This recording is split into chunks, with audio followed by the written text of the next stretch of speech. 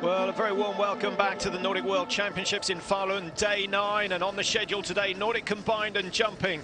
And after 48 hours off, the world's best female skiers are back in action. The women's 4x5 kilometre starts at 1:30 local time. Well, the medalists from Sochi, the Olympic Games, where bibs 1, 2 and 3. Norway, the hot favourites there, and the hot favourites here, where bib number 5. Ski preparation lost them the race in Sochi, and it's already cost them medals here in Falun. The panic button has been pushed. And Canada. Mike Dixon, together with myself, David Goldstrom, on a pretty lovely afternoon, and a massive crowd here, similar to the past weekend, to see if Sweden, the Olympic champions in the women's 4x5 kilometre relay, can add the world title to their roll of honour. And there you have the start list. Includes only Charlotte Kalla from that triumphant Olympic quartet from last year. And Norway, well, you remind yourself of Sochi last year. It was where the heads of the Norwegian wax team were hung low on a day when they really got it wrong. You know, multi-million-dollar wax wagon. They have been testing furiously, as you saw when you were out on the track yesterday. Yep. And everybody really, from a Norwegian point of view, holding their breath. Confidence, you're so right. Confidence is massively destabilized with the richest team at the races, and the day that it snowed, they were out immediately after the race. A massive team of wax testers and technicians trying to get it right, trying to understand the mistakes they made. Sweden, on the other hand, and Sophie Blecker going first, have got it so right here. Smaller wax team, less finance going into it, but getting it right. And Victoria Karl there, some 1 minute off the pace in the skiathlon and the classic technique. But Germany, with the bronze medal at the Olympics, have some confidence and have been resting the key players. Heidi Weng has been off form a little, certainly from her performances since Christmas. She has dropped down, and she was left some 30 seconds behind the pace in the skiathlon. She's hoping to have all of her form back today. So a total of 14 teams here lined up and ready to go. So under starters orders for the women's 4x5 kilometre relay. Just in 10 seconds, the 50-odd thousand people in the stadium will have a pause, hopefully, as the gun goes. And then it's out 2 times around a 2.5 kilometre track in the classic technique. The first 2 athletes will be doing that, then the second 2 athletes 2 times around a 2.5 in the freestyle. And they're off. The gun goes, a good and clean start there from all 14 nations. And it really will be about trying to find your comfort zone, your early position. And by my reckoning, the Norwegians and Heidi Weng will want to go out there and try and destroy the rest of the field. Try and hang on to that break early, but it will not be easy for Heidi Weng, because Sophie Blecker has had a great World Championship so far and very strong in the classic technique. Well, Mike, a really exciting prospect here. And of course, despite all the speculation about Norway, really the bookmakers had no alternative but to make them absolutely favourites. 5-4, Sweden, the Olympic champions, 9-2. Well, I think of course, in terms of 4 athletes together with Weng, Johaug, Jakobsen and Bjørgen, they are the strongest 4 in the World Cup standings, and you'd be foolish to not have them as favourites. But last year at the Olympic Games, you could only see them winning. They'd won every relay prior to the Olympics, yet they finished in 5th position. The biggest surprise, I think, in cross-country Olympic history. Today, though, David, the tracks are, you mentioned, have been salted. There's quite an icy track, actually, and it should be quite fair and equal for everybody. Ruppinen is a good but not the best freestyle. athlete, and Parmakoski is the weaker of all four, and they put her last, so they're hoping they can stay with the race, and just hoping that Parmakoski can hang on in there in the medals. So on the left, wearing one there, Sophie Blecker, the pathfinder for Sweden in the first of the two classic legs. Right alongside her there, Aino-Kaisa Saarinen, and now Heidi Weng moving up on the outside, realizing that she needs to get a better track position here. And Heidi Weng's a bit mysterious, really, in a sense that she's had a really good World Cup season. Multiple achievements on the podium and thoroughly deserves her places, but just hasn't had either the best of fortune or perhaps the best of equipment in the races that she's been running here. And it's a little tricky to understand, you know, where she's been and where she is now. I think with the great performances she's had this season, I think she's slightly over-raced. 23-year-old, so talented, but you can take on too much in terms of races, and she's on the descents, and that's a slight worry for the Swedes.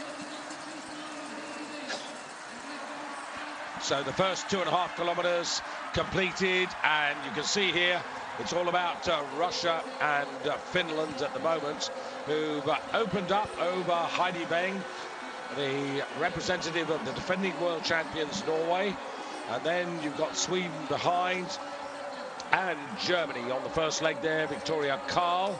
And Germany, who were 7th in the last World Championships, and Sadie Björnsson, after that unfortunate fall, actually dropping back through the field. Right at the back there, wearing 8. That is Francesca Boda of Italy. Now, we're coming up to the point where Sophie Caldwell, now we'll see whether this was unforced. No, she caught the tail end of Dotsenko, the Russian skis, and she had nowhere to go. Her body weight was, her body energy was going one way. Her weight wanted to catch her fall, but the ski was trapped. And as you saw from the flags there, running up that slope into the wind, but now out on the second 2.5 kilometers that they have to do before they come into the first changeover here. And David, look at Blecker now. She lost 250, 300 meters on the descent, but her wax is very good on the climb, but it's certainly very, very slow glide on the descent. And it's about marrying in that mix of good grip, but also good glide. And also staying out of the tracks for a good part there. But I'm really impressed with Aino-Kaisa Saarinen, and of course she is a fantastic big race performer, really, Saarinen, and she'll be as conscious as anybody in that Finnish team about the responsibility to at least get one medal here, whatever colour. And you also have to consider, Mike, you know, that, okay, Norway were in no man's land because of the equipment problems they had last year, but you have to put into account the fact that actually Finland only missed the gold in the Olympics by half a second, and Germany were 0.9 behind. It was an incredible finish. It was amazing, and it was quite amazing. Kala was handed over to, I think, in 5th place, but 25 seconds behind. She pulled all of that time back to take the gold. Heidi Weng's finding something, David, from somewhere, some energy, some confidence returning. Saarinen needs to stick with her. Yeah, I think it's interesting. I think what was happening with Heidi Weng was that she couldn't find a rhythm in those first couple of kilometers, and now she has found that rhythm. She's now striding really effectively. Look here, that's the opener for Germany, Victoria Karl, and you can see, look at the shoulders rocking from side to side, and she is under real pressure.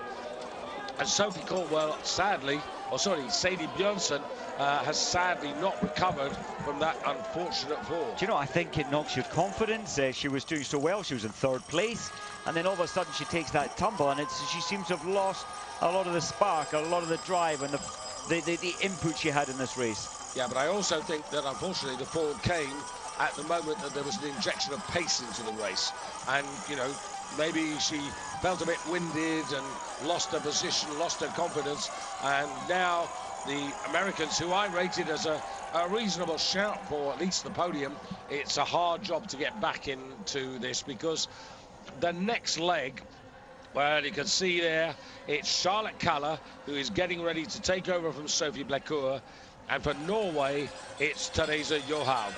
And I think those two are going to put even more pace into this race, which is bad news for everybody else. It really is. And Heidi Weng, she looked so petrified earlier, David. I think she was so tense that first rotation of 2.5.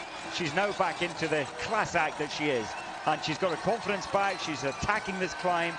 Mini Murderhill, Murderbacking again. Saarinen doing a great job. Now Sophie Blecker needs to try and close this gap to give Kalle a chance. Heidi Weng, who was the pathfinder last year in the Olympics, but she was also the opener in the World Championships in 2013 when they were successful. And Norway have a fantastic record recently in this women's relay. They won in 2013, they won in 2011, and back in Whistler in 2010 they were the Olympic champions. Before that, Finland had a very strong quartet that won the title in 2007 and 2009. Russia's last victory came at Torino in 2006. And then Germany, well, you've got to go back to 2003 in Val di Fiemme to find their last success in the World Championships. Well, Heidi Weng still setting the pace here. And we haven't really mentioned the Russian team. Anastasia Dotsenko, she's in this mix. She's in 4th position. And I do think this is a stronger Russian team than we saw at the Olympics, where they placed at home, they placed 6th. And Dotsenko and Tanizhina are new members to the team this time around. And Zhukova and Shekaleva were part of that Olympic team last year. Now Blecker, it's 5.9 seconds, and her skis are not running as fast from the top of this climb. It is an easy and very fast descent into the stadium. Well, we're just really hoping that this is going to be a truly competitive relay. Over the years, there have been some pretty straightforward runs for gold, but particularly in recent times by the Norwegian team, not last year, of course. But now you can see coming up here, these gaps really opening up there. Poland, Kowalczyk in their quartet as well. Germany, 37 seconds. And here comes the American, and this is Sadie Bjornsson. And that is a big gap, 46 seconds. It puts real pressure on Rosie Brennan, who's going to take over from her for the second classic leg. You're back at a minute now. You're really, that's a long deficit, a big, huge margin there for the Italian team. And this is the easy descent back down.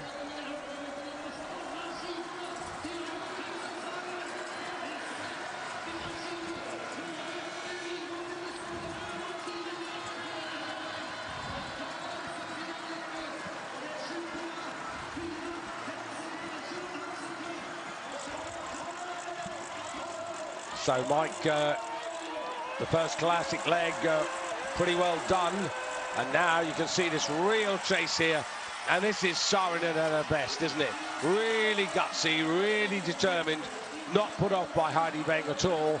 And coming down, and Saarinen is going to hand over to Kerttu Niskanen, who's had some pretty good results here. Kerttu, who was 7th in the classic individual sprint and 4th in the skiathlon. Those are good stats. Without getting a medal, Kerttu Niskanen now taking on the responsibility for the Finns. For Norway now, it is Tiny Teresa. And Tiny Teresa, you have, of course, a gold medal in the skiathlon, but actually in the 10 kilometers freestyle, 27th. And we never thought we'd look at a couple of the result pages and not find a Norwegian amongst them. I mean, Marit Bjørgen was 31st. It has been quite amazing once again, and part of the weather, it's about weather, dealing with it, but they didn't deal with it well in terms of their equipment. And but now we've got Sweden 12.3 behind, so Kalle has a huge task to try and close down Therese Johaug at this stage. Blecker's skis were slow, and Saarinen so fast into the stadium, she managed to get that initiative on the handover. So this has not gone to plan for the Swedes, because the plan was that actually Blecker would be right up on the money and then would hand to Charlotte Kalle, who would try in this leg to build a cushion of advantage that would support her later teammates when we go freestyle, Rydqvist and Nielsen. So there you can see at the first exchange there, Finland and Norway, and then Finland and Norway, and then Sweden with work to do.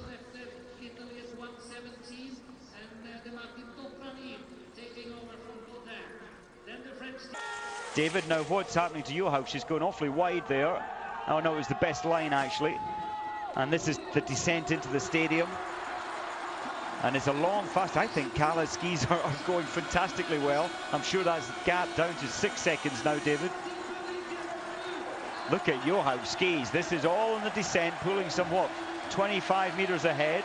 Oh, I bet the servicemen in the Norwegian waxing wagon are really looking at this with absolute delight. But once again, David, the Swedes will be saying, hey, we've done a better job because Kala is actually traveling much faster than Johaug. Well done, the Swedes. So that gap, the last time we saw it was 9 seconds. It's certainly a lot closer, and Kala's got that lease of life here. Remember, this is the first of their 2 rotations, so actually she's almost done what she wanted to do, which is to get back on terms. What a task. I mean, it's at this level, it's so hard when they're so close to pull back 12 seconds in 2.5 kilometers. Great job so far. She hasn't pulled it back yet, but still a great job from Kala. Yeah, but she really needs to throw everything at this Kala on the last 2.5 kilometers of her journey, because she's going to hand over to Rydquist and Nielsen, and then going to be up against Jakobsen and Bjørgen. Now, Stina Nielsen is fantastic. She's a huge rising star, but you've got to give her something to work with. You've got to, she has to be in the race. Niskanen now a vital part for Finland. They need to try and, or she needs to try and stick with Johaug, and Kala all the while is closing on Finland, of course, and the time is a lot more positive to Norway as well. Now, this is Johaug. In her mind, it's all about putting this relay gold medal to bed. She wants to really wind this up as much as she can, so that when she hands over to Jakobsen for the first of the freestyle legs, then what she's going to hand over with is effectively, with still 10 kilometers to go, a lead that is decisive. Very, very much so. There's Kowalczyk. I was just looking, David, at the last 5 major championships. That's including 2, well, World Championships and Olympic Games. Kowalczyk has set the fastest time in the classic, in the first or second classic leg in the relays. And that was all except Vancouver, unfortunately. The team was disqualified after that event, and she probably set the fastest then as well. And here's Kala. She's almost on the ski tails there of Kerttu Niskanen. But she's got to worry about Johaug. She really needs to get past Niskanen as quickly as she can now. Niskanen at the moment, I don't think to Kala is a particular problem, but it's Johaug all the time being able to build on that advantage. And you just sense, look at little Therese Johaug, there she is. She's, as soon as she got rid of Niskanen, some new energy came from somewhere, and she's absolutely inspired now. All the ghosts of poor waxing, poor skis have gone. She's back to her best racing. Look at this. Can you believe it? When she was 10, 11, 12, the coaches said, this girl is too small, her technique is too fast, we can't really change her, and she will not be a winner. And they got it so wrong. She's brilliant. She's also got something to prove to herself, that all the Norwegians really incredibly unhappy about what happened in the 10-kilometer freestyle race. You know, it happens. Everybody from time to time will have a bad day at the office, and that's exactly what happened to the Norwegian women. It was uncharacteristic, but it did remind us of what happened in Sochi last year, and there's been a real determination to make sure. I think the other thing that we can see is that the whole of the course is really holding up a lot better than yesterday. I mean, there was real criticism.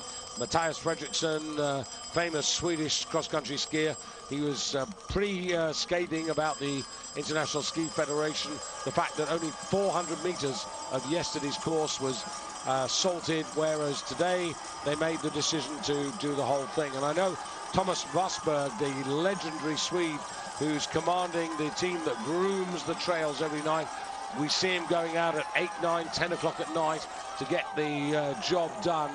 And I think, you know, he would have hoped that, you know, they could have avoided that sort of criticism yesterday. People are going to complain no matter what, but I did ski around the track yesterday after that race, and I must admit that the parts, the 2 little sections that were salted, were so much better than the very warm and wet conditions on all the rest of the track. Well, Therese is attacking and attacking. This is her strength, with a very light body weight, her incredible tempo. and the gap seems to be opening. Kaller's got past Kerttu Niskanen, who's doing the right thing, which is to stay right on her ski tails there and get as fast a ride back into the stadium. But you can see Kaller also accelerating up the hill. Look at the attack from Teresa Johaug now. She's got the initiative and she's going to take herself to the limit to try and get Jakobsen as much of a margin as possible in the freestyle. So at the moment it's familiar countries here, because when you look back at where shall we say, at 7.5 kilometers, you know, Poland 47 seconds back, Russia 51, United States 63, Italy 69, and then France 1 minute 40, Slovenia over 2 minutes off the pace out of the 14 teams that started today's race. And here we're coming up to what is effectively the 9-kilometer point, so just 1 more kilometer of classic, and you can see the determination both in terms of Johaug but also in terms of Kaller. And the interesting thing will be both of their skis were gliding well when they came back into the stadium. Will Kaller just be able to nibble away a little bit more? Well, remember, it was 9 seconds, David, and she got it down to 4. Well, it's 8.7. If she can get it back down to 3 or 4, she'll give, of course, Rydqvist as much a chance as possible. Niskanen really suffering right now.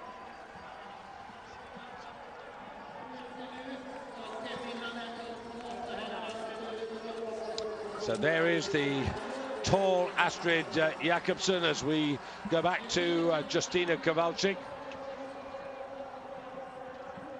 Going through at 9 kilometers now, but only Norway, Sweden and Finland have passed that mark, and the Polish women were about 47 seconds back, their team, and you can see Justina's lost time. I'm not surprised about that because of the injection of pace by Johaug and also Kaller. Incredible, and Kowalczyk was 41 seconds on the handover, and she's lost a huge. She's certainly not going to set the fastest time today. This is it. It's like a 1 kilometer run back into the stadium, mostly easy. Kaller's still there. In fact, she's got the faster glide again. So Johaug coming down and into the back straight as we would see it. On the left of the picture there is Charlotte Kaller trying to stay in the glide. Oh, the skis are great. Look at this gap. It was 9 seconds again, down to about 3 once more. And this is where Teresa again comes into her own, but Charlotte Kaller will have none of this. She wants to put Sweden, the Olympic champions, back on her terms. So it is the world champions versus the Olympic champions. Norway in red, Sweden in white as they come round. And of course it's going to be Sweden, Charlotte Kaller handing on to Maria Rydqvist.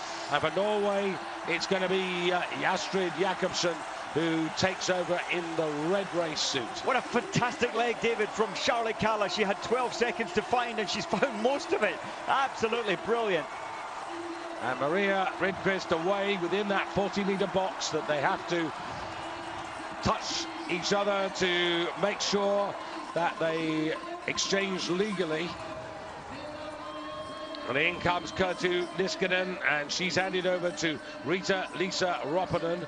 Very decent 8th place race from Rita-Liisa in the skiathlon. Just a bit concerned, though, that she just doesn't have the pace to actually get back into contention with the front two. The concern for Ropponen, I think, is at all means she must protect the bronze medal.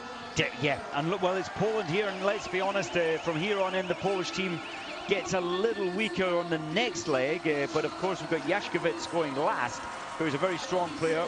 Marsic next, and she'll lose a little bit of time. Russia have faded quite badly on this leg. Tanizhina just losing time massively to the leaders. And it's so important for Maria Rydqvist to try. She was almost closing the gap on the Norwegian and Jakobsen, and that makes her journey so much easier when she's in the slipstream. Oh, I think strangely Rydqvist took a fall there. Put her ski pole in between her skis, just tense and panicky. Well, she's really under pressure because I think when they were discussing the game plan with the coaches. The plan was that Charlotte Kalla would have been in the lead and building a cushion to hand over to Maria Rydquist, but that just hasn't happened. And now you can see the chase from Finland coming on here. Riitta-Liisa Ropponen seeing that as long as she stays in visual contact with the woman ahead of her, then Finland have got a real good chance of getting a bronze medal out of this. American team, David, have handed over in 5th place. So that's behind Poland, then Russia, then Germany, then France, then Italy. Yeah, but 100 seconds now. This she's down again, a second time. Oh, and this time it's more serious. Oh, 3 at the top there who are going to take the medals. I just hope, David, that for Rydquist's sake that she can relax, and for me she's looking much more relaxed now in 2nd place, and she may close this gap, but she's got Ropponen on her case. Yeah, Ropponen, who is actually wonderfully consistent at races of up to 10 kilometers freestyle. When it gets beyond that, it's a little beyond her, which is interesting that she's chosen to really concentrate on long distance races after these championships. But she's doing a sterling job now. And of course, Finland were the Olympic silver medalists behind Sweden by just half a second. And so this is looking really good because these first 3 teams have really pulled away from the rest. They have an incredibly easy track, this by any previous World Championship standard. All they've done is gone up for like 950 meters, back down, and it's this is a very easy and simple section. And then we've only got the climb in the stadium area, which is a difficult test. Yeah, so Sweden, who've had 2 great days in the last 48 hours, 2 great evenings downtown in the center of Falun, with the successes in the 10-kilometer freestyle from Charlotte Kalla, and then the sensational performance by Johan Olsen to win the men's 15 free yesterday in such a manner. It was the only race strategy that was open to him, but his execution was amazing. And talking last night after the medal ceremony, he was saying, you know, he'd gone away from the family for 7 weeks. He put 100 hours of intensive training in here, as you see Ropponen taking on Rydquist, and Finland into silver. Wow. And now Sweden have the job of holding on here to see whether they can reverse that. Rydquist, well, she's still looking unstable on her skis, but Ropponen will drag her on, hopefully, so to give Stina Nilsson a chance for the Swedes. Ropponen doing an amazing job over the 5 kilometers. And meanwhile, Astrid Jakobsen just calmly moves forward. Jakobsen, who really has taken over the slot that Styra used to have in the World Championships, and these two having a real ding-dong battle. Just 1 or 2 more reflections from Johan Olsen I thought were really interesting last night. I mean, he was really so strong in his support for his wife, who had supported him in going away. And then there was Thomas Northug, when he's not out of the story. Thomas Northug, who was saying, well, I don't think I'm actually in love with Johan Olsen, but I have to admit he is a bit of a legend. Oh, I'm pleased that he recognised that, and Olsen absolutely is a legend. Petter Northug, well, he respects him, that's one good thing. But I think that Olsen had his pop back at him as well later. I think the other thing, Mike, that was really interesting about Olsen last night in the studio was the fact that he said that he still valued the 50-kilometer gold from Val di Fiemme higher than what he just produced. But look at this, a real ding-dong battle here. Maria Rydquist with Desire on the right of your picture, on the outside there. There you have Ropponen not giving in as they get to the top of the bridge. Remember, they'll be handing over to superstars on their respective final legs. And of course, it's Jakobsen to Magic Marit, who hasn't quite been so magic here. And also for Sweden, Rydquist to Stina Nilsson. And for Finland, it's Parmakoski, formerly Latenmäki, who will take over for Finland. So 5,000 meters to go, and the gap was 10 seconds when the previous representatives of those 3 nations took over, Norway to Sweden. And now you can see Finland 17 off the pace there.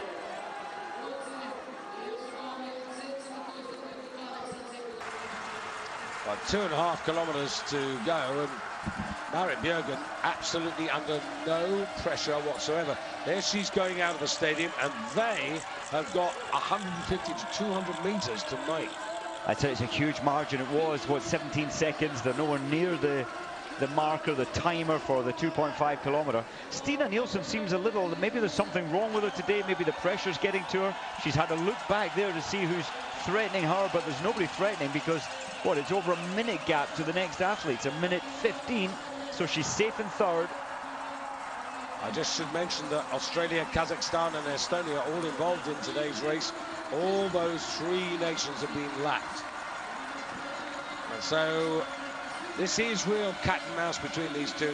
And I know what's in Stina Nielsen's mind. She's going to make the Finn do all the work.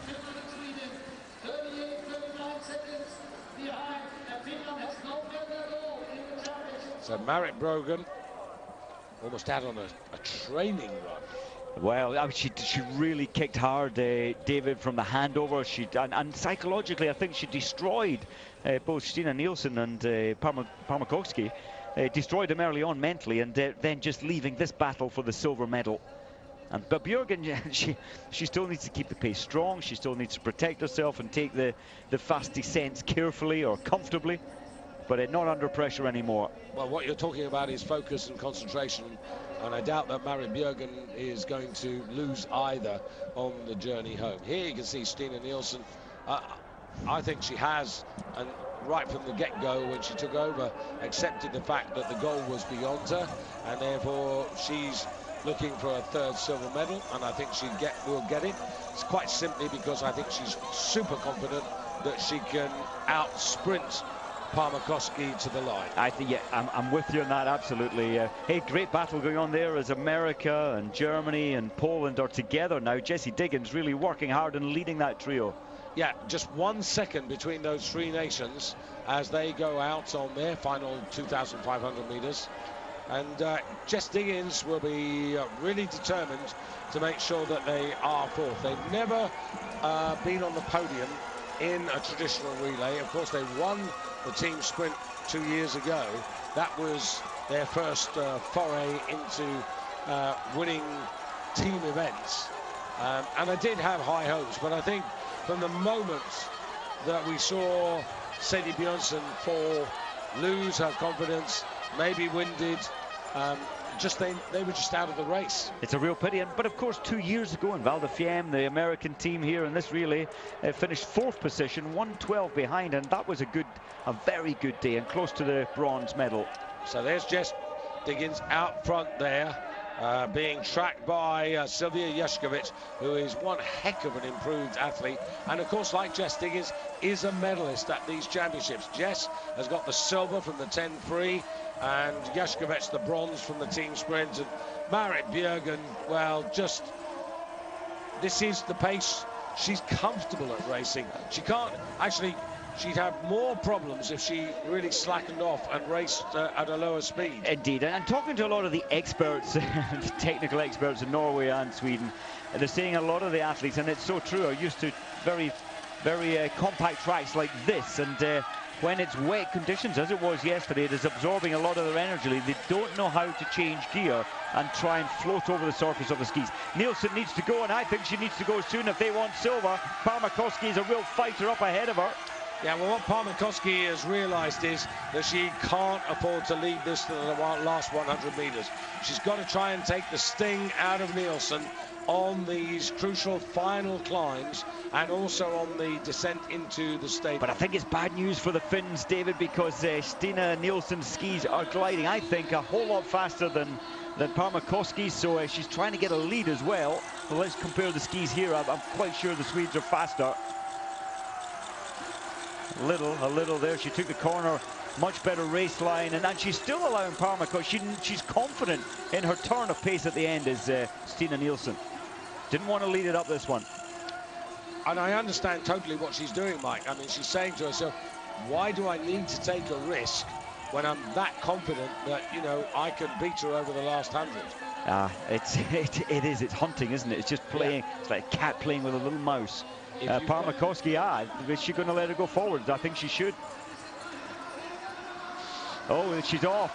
Parmakowski needs to keep, if she can, aware of what's happening behind her. She was too late. She opened the door there for Stina Nielsen. Now, of course, Parmakowski actually, theoretically, is in the better position being behind. But now, let's have a look at the glide. They're coming right past us. I think Stina Nielsen got it so wrong. There's a 25-30 k/h wind coming into Stina Nielsen's head. She's lost all the advantage of the glide. Meanwhile, Marit Bjørgen's coming home. The director hasn't realised she's got to do... Oh, he has now. Here comes Marit Bjørgen to retain the world title for the Norwegians, to wipe out the memory of Sochi. And Stina Nielsen has got those valuable few metres clear of Parmakowski, and she ain't going to give them up from here. And there you can see Stina Nielsen, this for her third silver medal of the championships. The Olympic champions have been beaten by Norway. You could say that normal service has been resumed, but they are in silver. And Finland, what a relief, Mike. It is a relief for Finland. And they really tried throughout. They wanted the gold, they tried for the silver, but they'll be happy with bronze. So Heidi Beng, Therese Johaug, Astrid Jakobsen, Marit Bjørgen.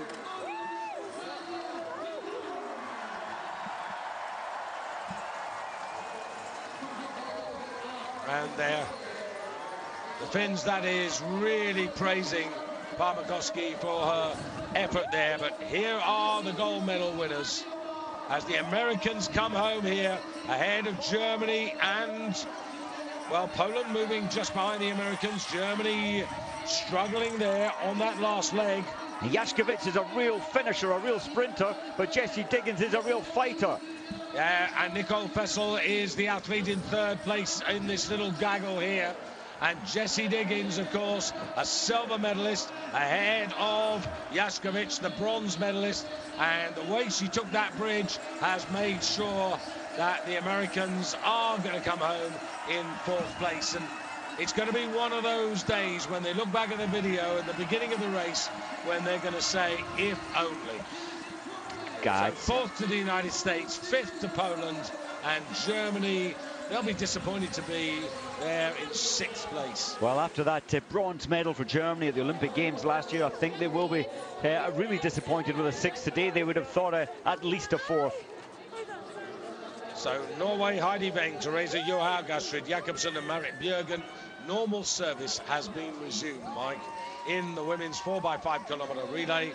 But all credit to Sweden, Sophie Bleckor, Charlotte Kalla, Maria Rydqvist and Stina Nielsen, who take the silver, and the bronze goes to Finland. Aino-Kaisa Saarinen, good opening leg. Kerttu Niskanen, who was going well but just faded towards the end of her rotations. Rita-Lisa Ropponen, aggressive, excellent, and then Parmakowski to make sure that they got at least the bronze medal. And Finland, well, relieved that they've got a medal and it isn't like 1931 where they go home from the championships with nout. Yeah, good job. Well, we've got a chance tomorrow with the men, and of course the 30-kilometre and the 50-kilometre for the men. It's not impossible. Russia, David, 2:39 behind. There were 6 at the Olympics at home last year, one worse this year. They'll be asking, I know they're trying to develop from a younger age and get better qualified coaches coming in, but they really are a team that is rebuilding at the moment. So Norway back to where they expect to be, and pretty comfortably at the end of the day, Mike. I mean, that was a margin of victory reminiscent of competitions in the past there. They go through 20 kilometres, 49.04.7.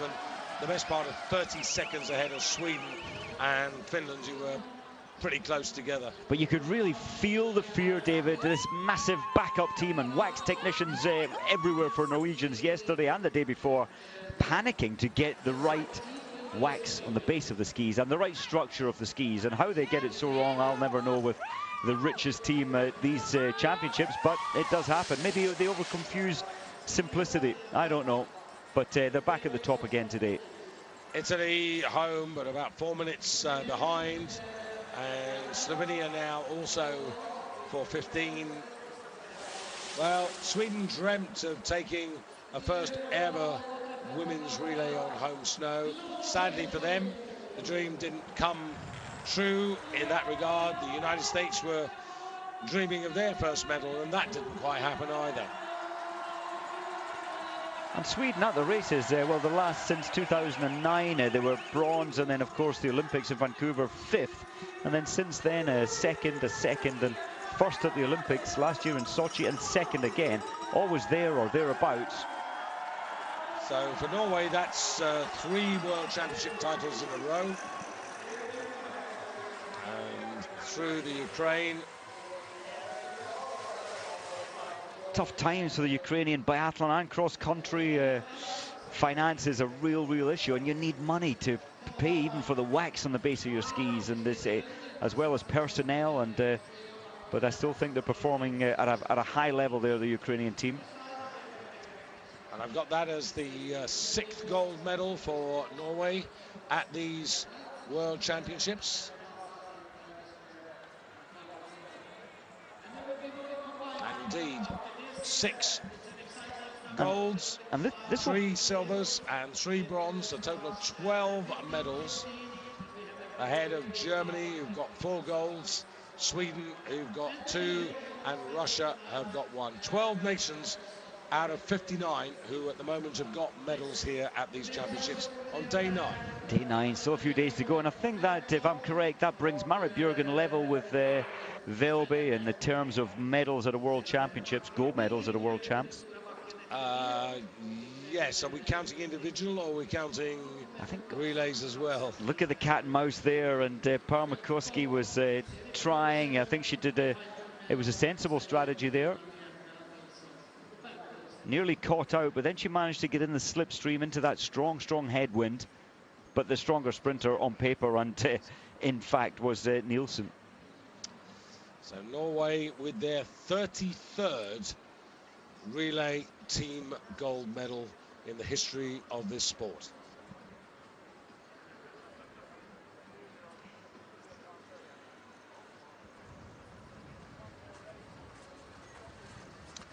And another notable achievement, Norway with 78 successes needed before today, 1 more medal to equal the Soviet Union's achievements of 79 medals in women's events in World Championship history.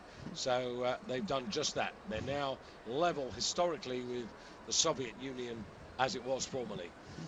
And there you can see the final result. Who got the individual Gundersen, and also the Germans who won the team relay. He's got 2, but could quite possibly be the first athlete to get 3 golds here today. And don't forget Teresa. Remember, Teresa took the skiathlon, so she took gold there and the gold again today, so she's got 2 as well. Yeah. Teresa Johaug.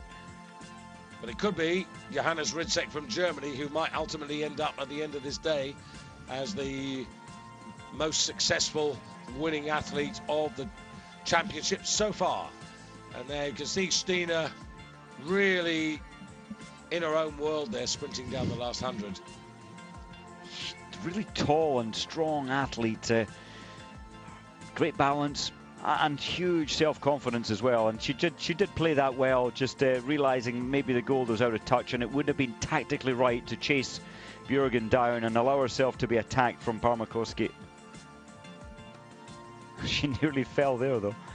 Yeah, she's one of those athletes who's really made the transition from a superb junior career into now the elite world of Nordic cross-country skiing.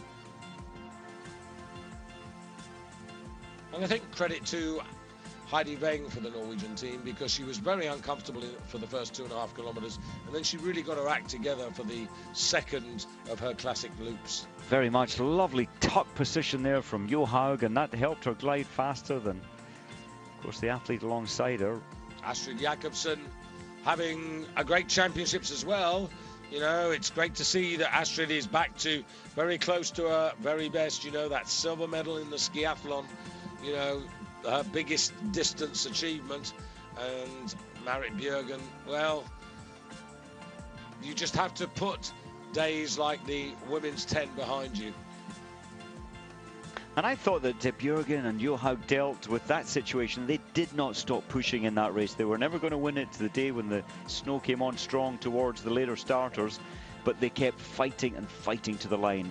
Yeah, I think the important thing, Mike, is when you have a bad day at the office, if you can actually diagnose the reasons, then you are confident about putting things right. It's when you have a bad day and you can't work out what on earth happened, that's the worst situation. It is, and we can guarantee that the technicians, I saw them the last 2 days out in plenty, testing everything and getting it right today for the Norwegian women.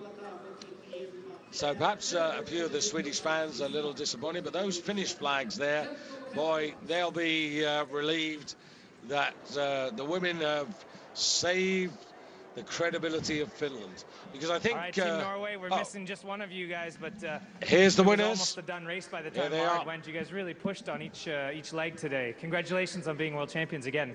Thank you. Yeah, first of all, it's a great revenge for us. We had not so good skis on the 10K, and the relay in the Olympics last year was also not our best performance. So we are so happy today. And it was amazing today in the relay. The second leg was really loaded with some of the big stars in cross country. How was it for you? You had to go. Yeah, I was really nervous before the start today because I know that Charlotte will go and Niskan will go, Kowalczyk will go this lap, but I'm really good skis and was a little bit unlucky downhill while I sit on the tracks and another girl sitting outside, but I feel in really good shape, and to go with these girls, it's lovely, and the whole team done a really good job today, the Vaxxers and all the people around us. So we do it all together, and that's perfect. All right, Heidi, we won't make you speak English, so congratulations and well done on World Championship. You know, we're 11 girls in our team, and it's only 4 of us that gets to race today, but I think all the other 7 would be strong enough for this team. It's just it's like, it's a hard battle to get on the team, and but thanks goes out to the 7 other ones because they have pushed us to this level. Right, very good. Congratulations to them as well. Good job, ladies. Well, nice little finish there from Astrid, recognising what it takes to get in the team, and an excellent comment there from Teresa Johaug, making the point that this was a team effort and acknowledging the contribution by their waxmen who had a few dark hours. They had them last year, they've had a few here as well, so I think it was good that she actually made that point. We're going to take our leave, but not for terribly long. As you can see there, the conclusion of the Nordic combined Big Hill Gundersen competition at 5 minutes past 3 Central European time. For the moment, from Mike Dixon and myself, David Goldstrom, bye-bye from Falun.